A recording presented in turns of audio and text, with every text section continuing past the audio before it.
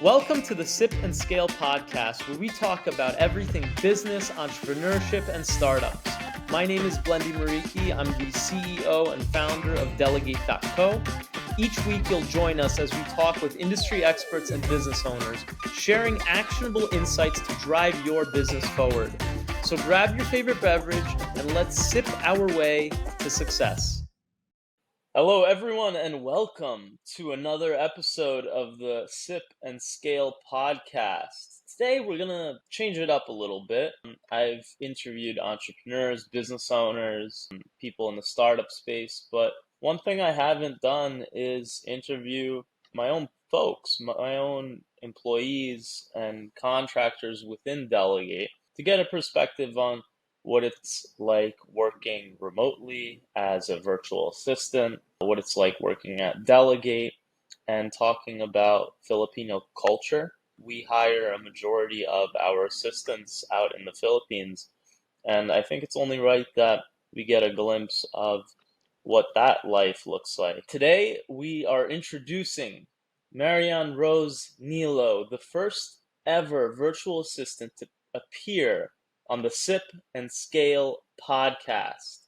Mamai, we call her, she plays a really pivotal role here at Delegate.co. She supports some of our best clients here at the company.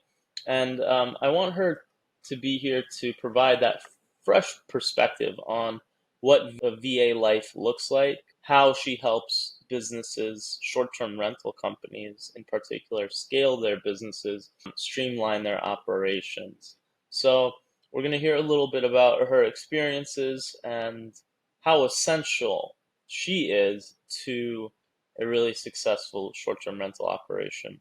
Mamai, welcome to the show. It's great to Thank you so have much, you. Glenn. It's great to Awesome. be here too. All right. I guess let's start with what is a virtual assistant? I'm sure there are a lot of people that have watched our podcast, but for those that haven't, explain to them what is your role, as a virtual assistant, broadly speaking. So, broadly speaking, as a virtual assistant, my main role is to help lessen off the plates from our clients to help their company grow and to help them in making the company grow. So, as we take off those responsibilities off of their plates, we are also contributing a lot to the company's growth and overall.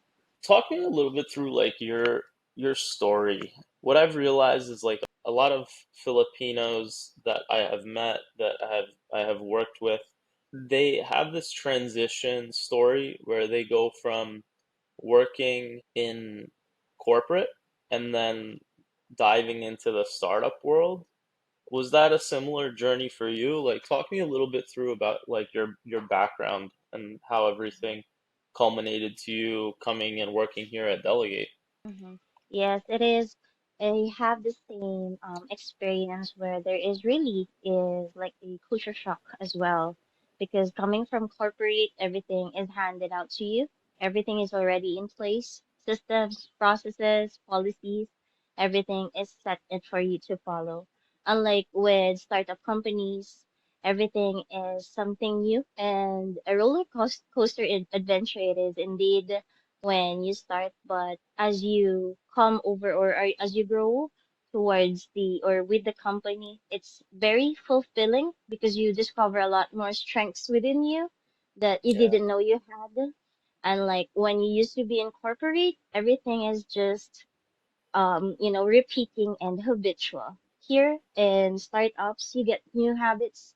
You're exposed to more challenges that would help you contribute with as well as with your competencies. So it's really complementing as well. definitely. I can imagine you started like in the BPO space, right? You started in the customer service space initially. That's right. Yeah. So like I can imagine that when you work for a large company, right now you're covering relatively, they're small businesses for a lack of a better term.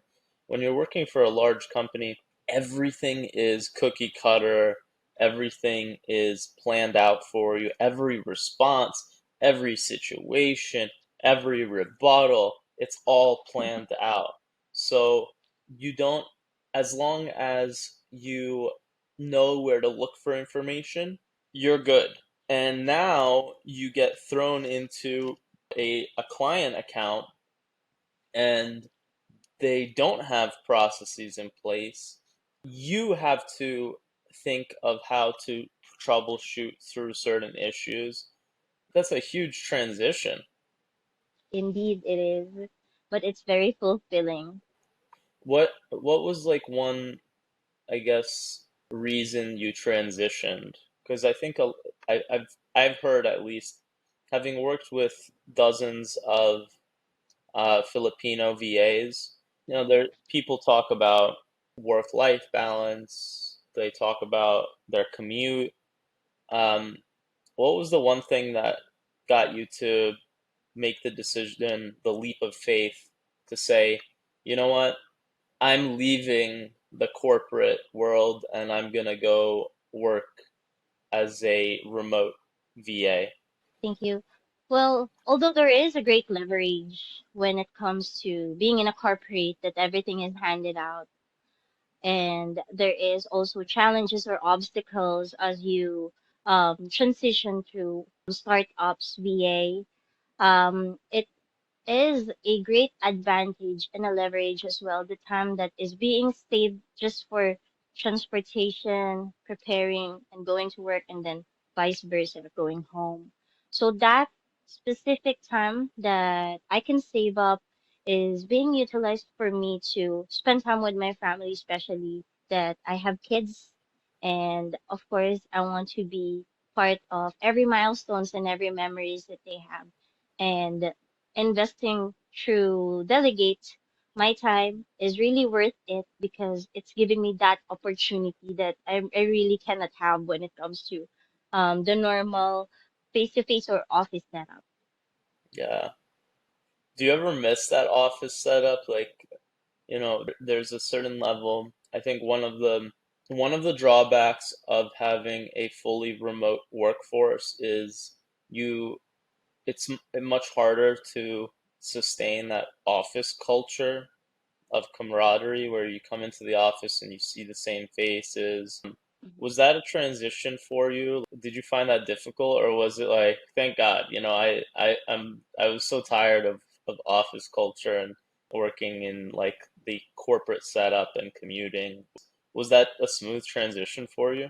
I think the culture, I came from great cultures for my past histories. Just so happened that it's really inefficient for me to waste my time anymore with the traffic in Manila. So, which is why. So I think that's the only thing that I'm not missing. Although I do miss sometimes, like the bonding in the office. That's something that I can also still find here at Delegate because I get to work with very competent people who is helping me, and we're helping one another as well to solve different problems that we encounter every day, every challenges. So yeah, I think it's not that really hard for me to transition when it comes to the culture wise, because the people are amazing that are surrounded to me. So the only thing that would really make me feel not miss it at all is just the traffic itself, the commute itself. I mentioned this a lot to when I go to the Philippines, I will get a Grab, which is the Filipino version of Uber, and I can't tell you, over the course of like being there for I don't know how many days in Manila, I spent probably upwards of 6 hours together cumulatively in traffic.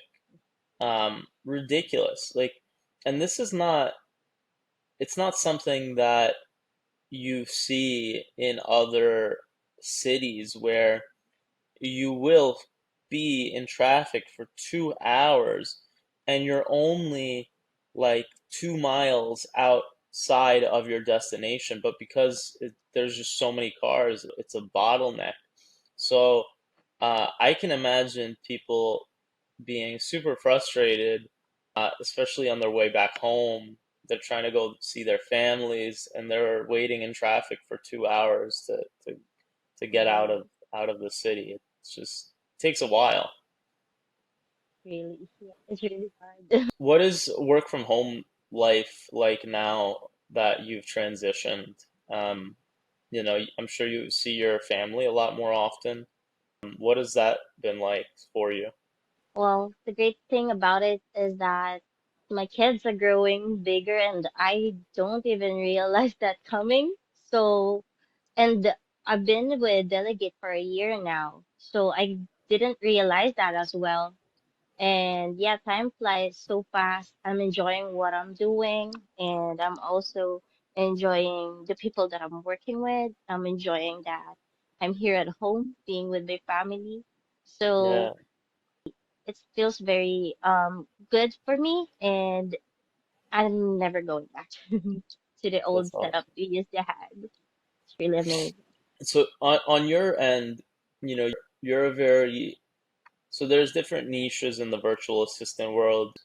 There's assistants that do customer support. There are assistants that do sales, engagement, and research. On your end, you handle guest experience, guest support for property managers for short-term rentals. What is one thing you've learned about the short-term rental industry working for property managers versus working for a big corporation or a corporate BPO? And for those that are listening, BPO is business process outsourcing. So a lot of very large companies out there, they will go to call center companies to handle their customer support. So these companies, if you're calling Airbnb, if you're calling T-Mobile, your cable company, most of the time those calls are being routed to other countries like the Philippines because there's just a massive industry in the customer service space. So on your end, Mamai, maybe you can speak a little bit to that transition now working for property management companies and handling those types of accounts. Um, what did that transition look like, and what did you learn about the nitty gritty property management space that you didn't know before? So when it comes to the business processing or the BPO industry, just like what we discussed earlier, everything is handed to you with the books that you had to follow. Otherwise, there are, repercussions, not just with you as an employee, but also the whole company itself. I think the difference with the property management or like the startups as well is that they are lenient when it comes to the courtesy as long as you raise or as long as you speak in behalf of the guests or the customers, where are they coming from, because really people or the customers are the heart of the company of the property management or short-term rental industry. So it's guests where we are very particular of in taking care of in this industry or in this role that I have as well. So when it comes to the giving courtesies for any requests, most of the time it's being granted, especially if it's something that is unforeseen from the guest and very reasonable and valid. So definitely that would be granted. So that's the one thing that I learned as well, that what's great about this working with the startup companies compared to the big companies. I'm sure like when you were previously working in corporate, you came from the a BPO that was handling somewhat in the travel industry, right? That's right. So I So have different industries before as well aside from that. awesome. So like you're having to handle um, different sides of the business. So like a lot of people they'll come from BPOs that handle Airbnb accounts, and we have a ton of employees here at Delegate that they worked formerly for Airbnb, actually, or at least their BPO counterparts. And one thing I've heard is it's a different dynamic because when you work at some of these BPOs, you have to look at the interest of the host and you have to look at the interest of the guest at the same time because you're just a mediator. Versus working for a property management company, you're you're representing the property manager. You're representing their interests. And so, um, it's a different dynamic of who your loyalty lies with. Was that a weird transition for you, or was it kind of seamless? I cannot say that it's a weird nor seamless. So it's a yes and no. So because both perspective have both skills that are applicable and relevant when needed. I think the only challenge that could be encountered on that part is that it comes from three sides, two to three sides if you're in between different parties, different policies, and Yeah, then unlike with the other side, which is working with short-term rentals, at least you're just having to get to know of the ropes, the ins and outs of just one policy, one party, and figure out if it's something that we can do about it, request from the host. So it would really be an ease to have that kind of setup rather than the mediation setup. And other than that, it's both beneficial because it's something that can contribute to the skills itself overall, yeah, to your skill sets. But other than that, it could be easy or it could be hard. Either way, it has it's sets of pros and cons. yeah. So yeah, Yeah, I can imagine. Obviously, it's great. It's a great experience to work in mediation because you're having to look at different perspectives from different sides. So in that sense, 100% I agree. It's very, very much valuable. If someone's watching this and, they are looking to become a virtual assistant, what's your best advice? What worked for you when it came to transitioning from corporate to um, working for a startup and working as a VA? What's that one nugget of wisdom that you would give maybe a young professional that's trying to make that transition themselves? because I've been hearing this saying that if the job should be either you are earning or you are learning. So with Delegate BPO LLC, I am experiencing both. So every industry, whenever you start, there's always a learning curve, and jumping on another industry or from office setup and to work from home setup, there's really sets of challenges that you'll encounter. But at the end of the day, the fruitful part of this transition is what you are learning, and that's what you will gain more value of over time other than the earning side that you are going to have, which is something that given already, regardless of whether whatever industry you'll join.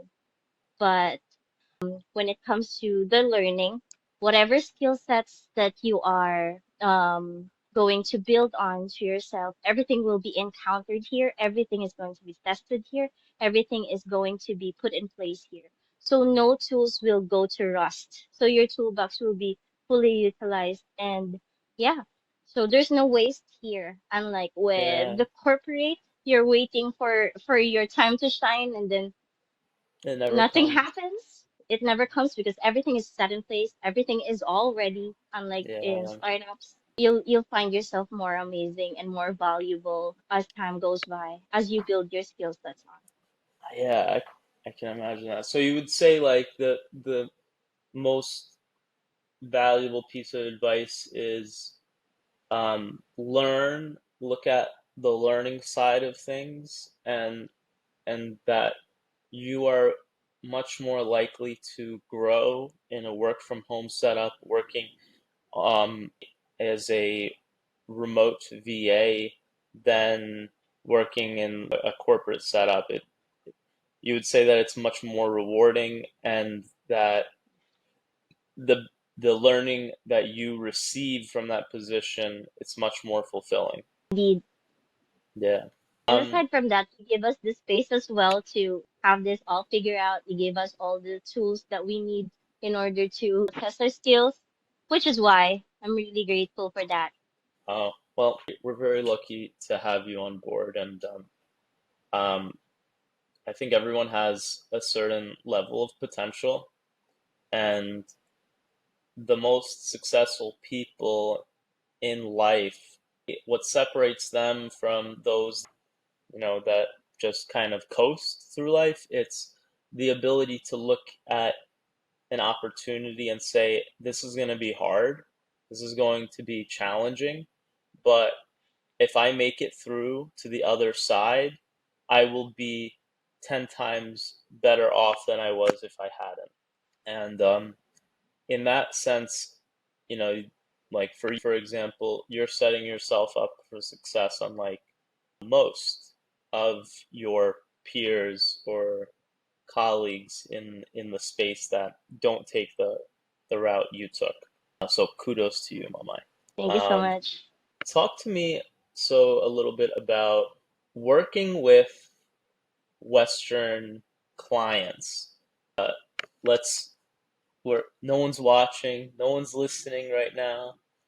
Let's talk about the pros and the cons of working for Western clients.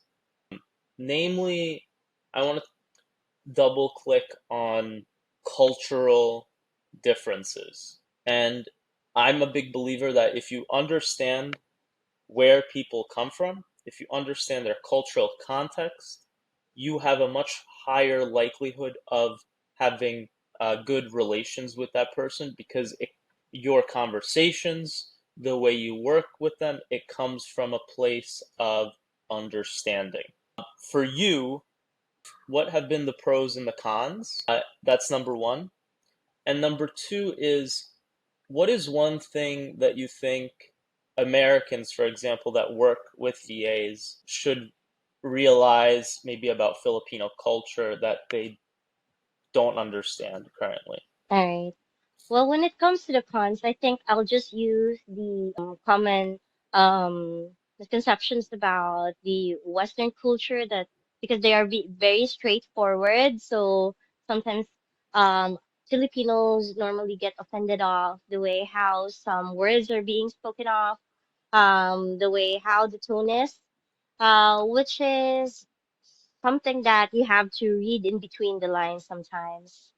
But Yeah, understanding, yep, the culture indeed is really a great impact on how you are going to read those tonalities. And at the same time is from where they're coming from is how they would like their business to be handled, and like how would they like to run their business.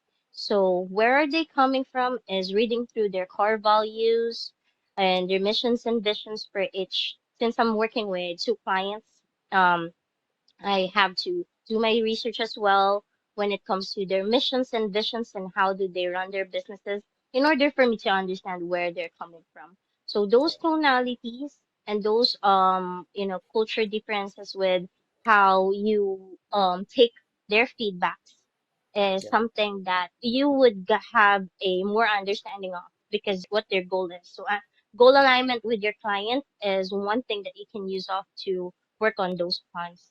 Now, when it comes to the pros, when it comes to those statements as well, them being straightforward, that's what I love the most because there's no sugar coating, no added anything. It's very objective. Everything is handed to you in place. Then yeah, you know really what they really want from you. So yeah. yeah, saves a lot of time for me. So that's the pros and cons. That's I hear this all the time, that like when it comes to being straightforward, at least Americans have a tendency, and I think Americans less so than the British, or maybe compared to Australians. I don't know what that dichotomy, that kind of comparison looks like, but at least for Americans, I can say that we are very much straightforward and straight shooters. If something is wrong or something needs to be corrected, we don't beat around the bush. That's right. It varies from person to person, That's right. but I have learned myself, having worked with Filipinos, that how you say things matter, and giving context to decisions or instructions, that really helps, because the last thing you want to do is be the really direct, authoritarian leader and That's right. not give context to your employees, or in this case, like your Filipino VAs, to say, like, this is, I want you guys to do this, and um, this is the reason I need this done. And I'm not trying to be direct and accuse you of anything, or I'm not trying to be authoritarian in any way, but we need to get this done. There's benefits to being direct, but a lot of, in the beginning, I realized that sometimes, um, being direct can trigger folks, and that's why having an understanding from the get-go when you hire someone, and saying, "Hey, this is how I speak. This is my tone. If I say something that's super direct, it's not to be mean, but Yeah, it's to get stuff done." I think that that's right. having that conversation beforehand with your employees and giving them context is super important. Tell me a little bit about the the trends that you're seeing right now, in the VA world.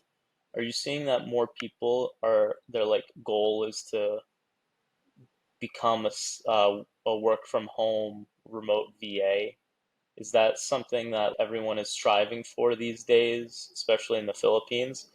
Like, what's the trend looking like over there? Since I came from corporate, and yeah, I've been, hearing people's stories about how painful it is from going to the office and whatnot, and all of those, of course, consequences, all of the time that they're missing. People now are very efficient and very particular with their time. And at the same time, people right now, especially here in the Philippines, are getting into the ropes of the technology and how they benefit from it, and how do they invest with their tools in order to start with this kind of work from home setup. Yes, with the trend and data wise, statistically, there has been proven data that workforce for Filipino VAs are going to go up over the next few years. Yeah, And of course, it's really something very worth, and worth gambling for, actually, because all you can see is people are really liking this kind of setup, and everyone has already shared their experiences, their knowledge on how would be able to get used to, and cope if in case that there are there are learning curves. So there's a lot of resources online. We are already in the information era. Hence, yeah, everyone really can find ways on how to have a work from home setup. And if you can only see the benefits of it, so why not try? yeah. There's so many resources out there for people. It's amazing that people don't take advantage of these resources. I use ChatGPT on a daily basis for everything. And um, there's a simple, some people can question their life and say, what can I do to improve? This is my skill set. What can I do to better improve my situation, my life? And some people are like, I don't know where to start. And the beauty is you have free consultant for you that can tell you this is what you need to do. Do it. You have a free life coach. You have all of these amazing uh, assets online that you can utilize. And then on top of that, you have the sharing community. People being able to share their experiences with a certain work setup.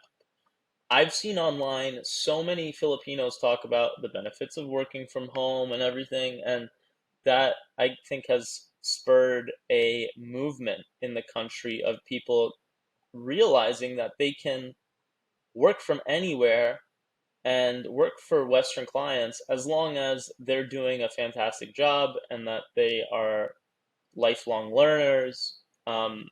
There's great opportunities there for them. So definitely the the chances and the opportunities are there. It's just a matter of people, like you said, taking the gamble and getting into this space. I guess uh, to come full circle here and talk, going back to Delegate. If you look into the future and you ask yourself, like, what are your goals and ambitions? What is one thing that you want to learn more about here at Delegate? What is one area of growth that you're really eyeing on in 2025 as a member of the Delegate team? So I've seen my current clients grow over just for the span of the year that I've been with them. So they grown exponentially, and the tools has been expanded, and everything has been great for the two clients that I have. So one thing that I wanna see from Delegate itself is I've been part of from it being rebranded to Delegate BPO LLC, and I've seen how much growth it had as well when it scaled. And I want to see, and I'm really looking forward to how Delegate will handle the scalings of the next goals that are set in place. So yeah, I want to be part of the process. That's awesome. Well, you're definitely a part of the growth, 100%. I say all the time to um, my colleagues, the leadership team, that your contribution to the company is what makes the company great. It's a team effort because we're all working to streamline operations for clients and customers. We're all working to make the customer service journey much better in the short-term rental space. So I'll say this to every single person. If it wasn't for you, we wouldn't be able to grow the way we do. And that goes for every member of the team. It's a team effort. So we're super grateful to have you on board, Mamai. Um, I enjoyed having this conversation with you. I think people got a glimpse of what it's like working in the VA world, um, the cultural elements of working with Filipino VAs. So I really appreciate your time, um, and I think that going into 2025, we're going to be positioned really well for growth, not just in the current industries we're in, which is, we work with the short-term rental industry, we work with healthcare. There's so many different types of companies out there that need services like ours, and you guys are the backbone of that. So thank you. Really appreciate you coming on today. Thank you so much as well for the opportunity, Blendi, to speak in behalf of my teammates as well. Awesome. Hey, do you want to give any shout outs to anyone before we close? Family members, friends, any shout outs for those watching? I want to shout out to my teammates with Mr. Townsend, Epic Property Pros, John, Michelle, and Jen. They've been so amazing. It's four of us girls that is handling those clients for a year already, and we are always backed up by our great leaders, our managers, Mincy and Jessica. Shout out to you guys. Awesome. All right, cool. Mamai, thank you so much. For those that tuned in, thanks for watching. We'll see you next time on another episode of the Sip and Scale podcast. Have a good one. Talk to you guys later.